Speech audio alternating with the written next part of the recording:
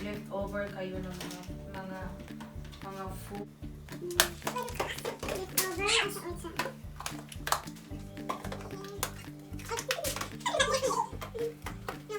Away, Enrico, away. Can I use this? Kung may butter kayo, leftover food, at may kamatis kayo.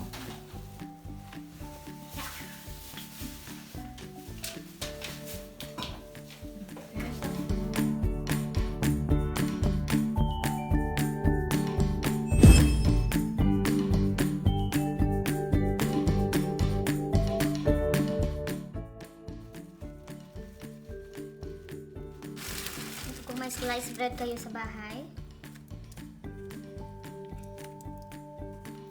Ito lang po yung gawin nyo.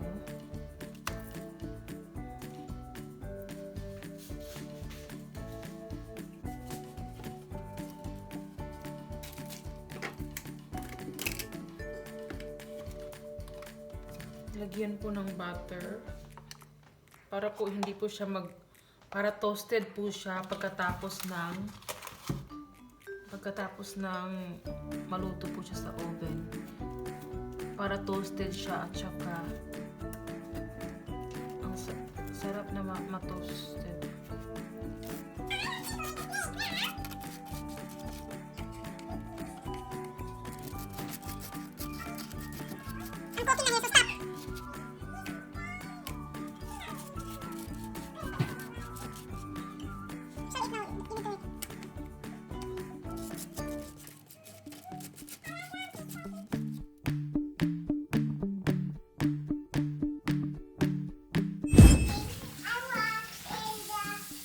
hinugasan ko na po ito.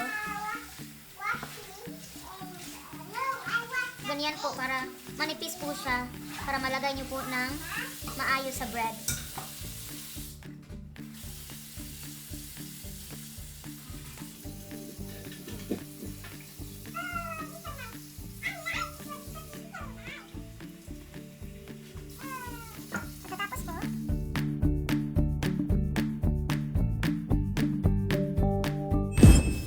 Lang po dito kasi unahin muna natin yung leftover natin, yung mga leftover na mga food nyo na hindi nyo alam kung anong gagawin sa dinner nyo. Yung mga leftover nyo, i-slice nyo lang po ito, slice ito, leftover namin dito sa ref, yung bacon. Yan po, ilagay po dyan. Ini-slice ko po yung hotdog at nilagay ko po dyan. Mga leftover nyo na nasa ref nyo na hindi nyo alam kung anong gagawin.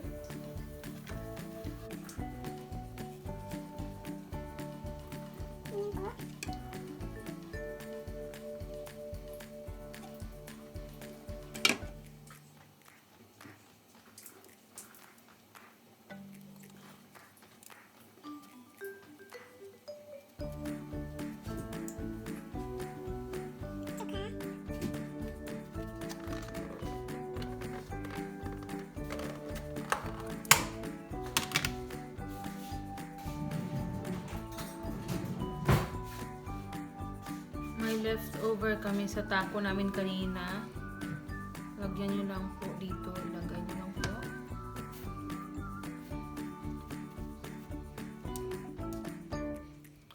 Tsaka i-preheat na lang po yung oven nyo. 170 degrees po.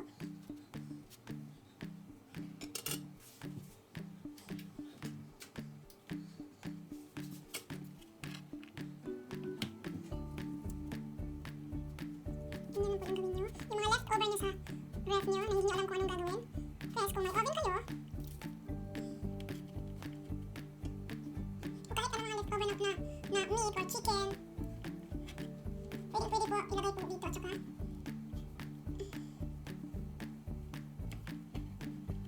leftover naman kanina sa taco.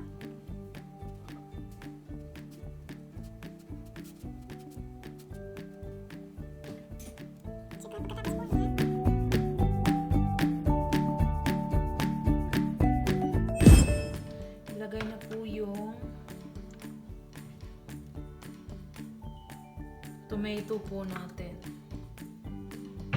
Yan po, ilagay ng ganyan.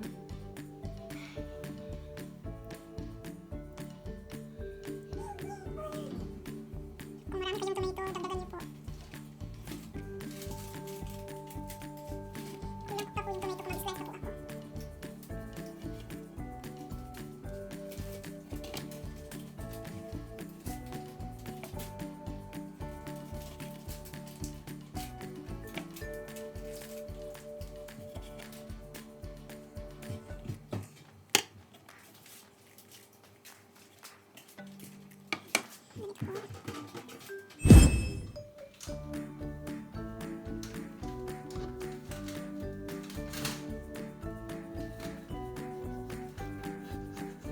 Pero kung gusto niyo po lagyan ng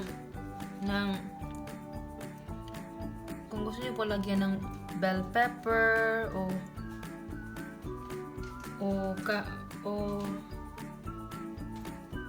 sibuyas, pwede niyo pong lagyan yan. Tapos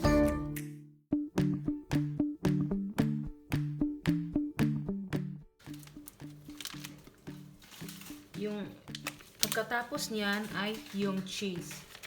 Ano po yung cheese?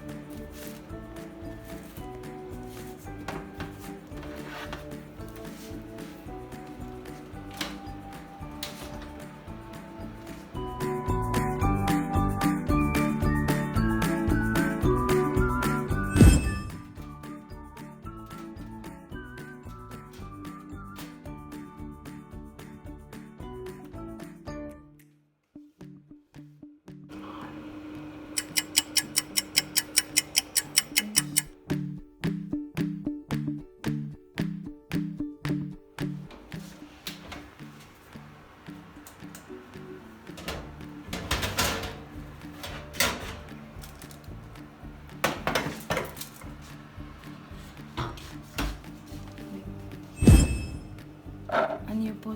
Oregano. Parang